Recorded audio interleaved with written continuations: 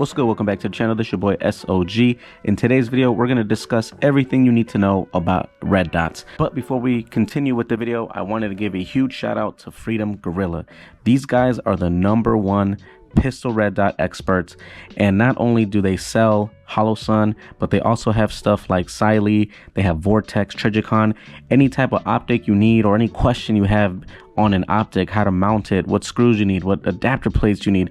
Not only do they sell the optics and sell the accessories you need to mount them properly, but they know their stuff, so they can actually help you decide what optic fits best on your gun, or what plates you need, what screw sets you need. All of those things, they got you covered. And the best part is that they have the best customer service support out of any company, honestly, that I have ever dealt with.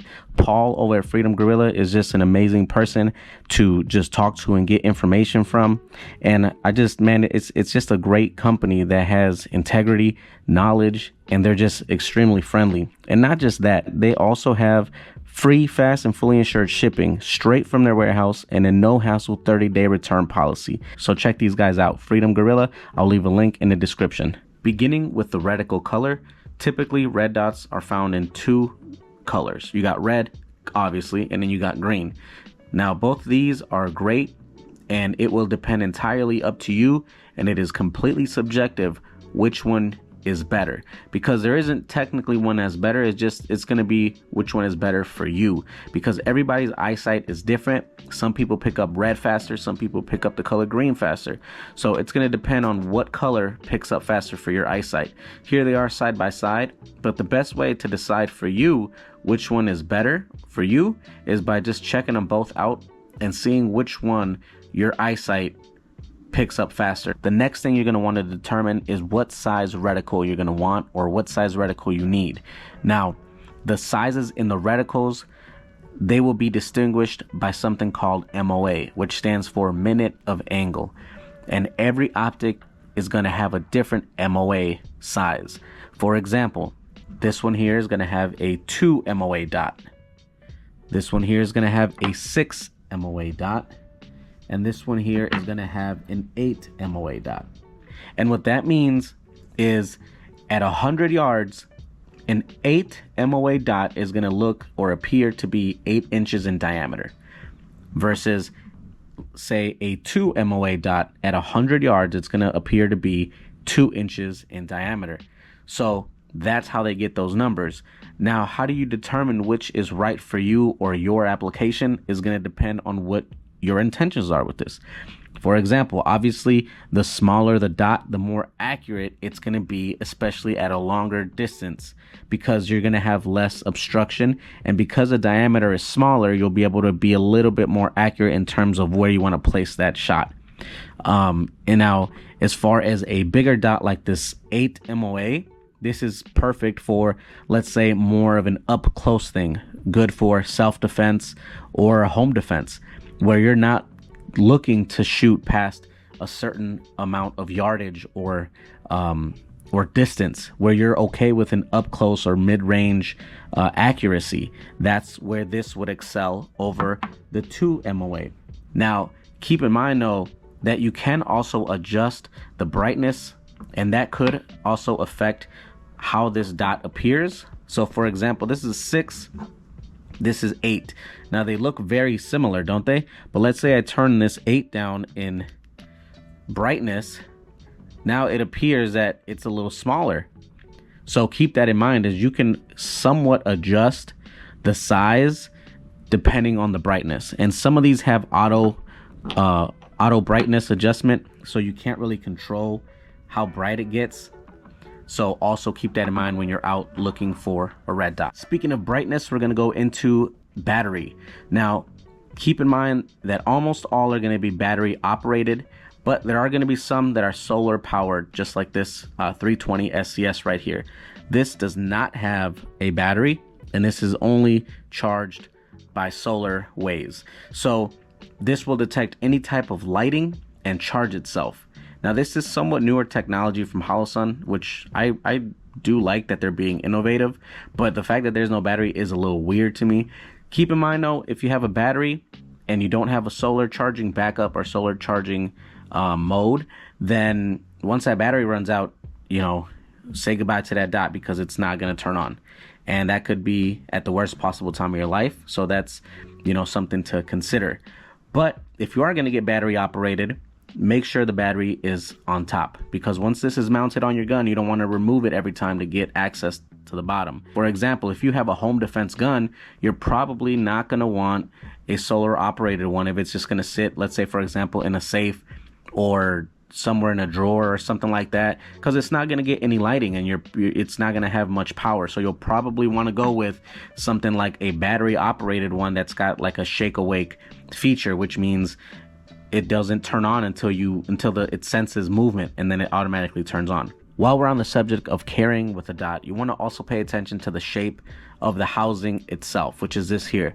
Now, as you guys can see, this is completely rounded off, which would make for a very comfortable carry because there's nothing sharp that's going to poke against you or against your t-shirt to make it easier to print. Now, I want to show you guys what I actually carry with on my day-to-day basis. This is my 43X, and I carry this with a S.O.G Pro. As you guys can see, this has slightly of an angle here, or a curve. Now, compare that to my other EDC. This is my MC9. And this is just a lot more rigid and a lot more square shaped. So this corner actually prints out for me a lot more than something like this that has just that little natural curve right over here. You'll probably run into the term open or closed emitter pretty frequently, and that's something I feel that not a lot of people know too much about. So hopefully I can make it easy for y'all to understand what closed versus open emitter is. Now, the emitter is what emits the red dot, which is that section right there. This is considered an open emitter because the emitter is on the outside of the housing. As you guys can see, it's right in there. It's open. You could touch it, you could block it, right? So that's an open emitter. Likewise, on this green dot, emitter is right there.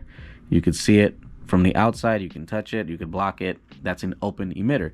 A closed emitter would be something like this here. The emitter is right there, but you can't touch it or block it because you got another glass that is basically housing it, and it's between this glass and this glass. To be able to install the correct dot on your gun, you're going to want to remove this plate and figure out what footprint your gun has for the dot. For example, if I remove this plate cover and I find out that my gun is cut for an RMR footprint, then I'm going to want to look for an optic that has an RMR footprint so that it can properly mount to my gun. Now, what happens though if I buy a different type of footprint and it doesn't match the footprint on my gun? That's all right. You just reach out to Freedom Gorilla and they'll let you know what adapter plate and what screw set you're going to need in order to run that dot. But keep in mind though, if you do that, if you put any adapter plate underneath this to basically make it fit to your gun, it's going to raise your red dot up a little bit, and that's going to affect your co-witnessing. Basically, you could still use irons even though you've got the dot. That's co-witnessing as a backup.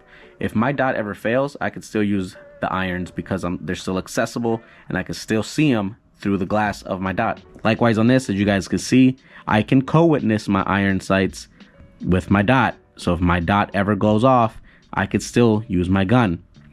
What happens is if you put an adapter plate, this dot is going to be higher than your iron sights, meaning if you're using that and your dot goes off, but your dot is higher than these iron sights, you're not going to be able to use your iron sights because you can't see because your dot's too high up. Now at this time, if you have any questions at all, feel free to comment and ask whatever you need to ask. Remember, there's no stupid questions, man. I had to learn this stuff too, and I'm still learning. There's people that still correct me in the comments when I put something down in my videos, you know what I mean? And that's fine. I'm okay with that because we're all learning together, man. But I just wanted to share the knowledge that I got with you guys who possibly are just learning or getting into dots in general.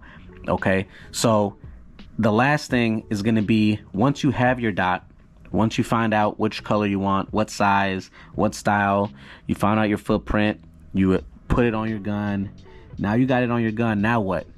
Now you're going to want to do something called zeroing in a dot. What that means is you're basically going to have to go to the range. Now you want to set your target out 7-8 yards out and shoot maybe 5 shots with your gun, slowly, steady, right? Make sure you're aiming correctly. Take five shots and see if where you're aiming, where you got your dot pointed at, is that where your shots are going. Every dot is gonna have up with an arrow and right with an arrow, so you can adjust where that dot is at. Okay, and the reason I say to put your targets at that range is because statistically speaking, that's the range where most self-defense situations happen. It's between 21 to 25 feet. So you go to the range, you shoot 5. If it's off, you adjust it, you shoot another 5. If it's off, you adjust it, you shoot another 5. Now once it's on target, you're good, and it's been zeroed in, and that's it. Then you just enjoy your dot from there. Now, I really hope that you guys learned something from this video, or enjoyed it at the very least. And like I said, if you have any questions about dots or anything like that, I'm no expert, but feel free to comment, because the channel is flooded with people who are more knowledgeable than I am, or who may have more experience than I have. But if you feel more comfortable reaching out to someone else, I have no one better to recommend you to than to Freedom Gorilla, man, and they will answer all those questions. Anything about dots, what screws, what adapter plates, any of that stuff, hit them up. Tell them what your situation is, and they will help you out. They know more about dots than the manufacturers know.